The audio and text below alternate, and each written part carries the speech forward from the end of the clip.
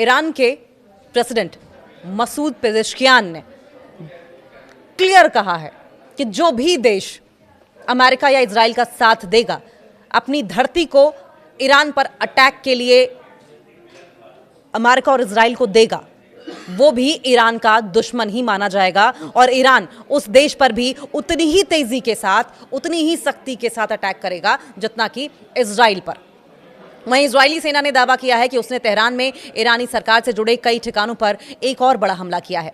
उधर इजराइल के प्रधानमंत्री बेंजामिन नेतन्याहू का ईरान के लोगों को सीधा संदेश यह है कि आपके लिए जीवन में एक बार मिलने वाला ऐसा अवसर है जिससे आप अयातुल्लाह शासन को हटाकर अपनी स्वतंत्रता प्राप्त कर सकते हैं। अयातुल्लाह अली खमनेई अब इस दुनिया में नहीं है और मैं जानता हूं कि आप नहीं चाहते कि उनकी जगह कोई दूसरा तानाशाह आ जाए। यानी कि साम दाम दंड भेद सब कुछ इजराइल अपना रहा है। इमोशनल ब्लैकमेल कर रहा है, अटैक्स कर रहा है, इकोनॉमी गिरा रहा है, सत्ता परिवर्तन की कोशिश कर रहा है।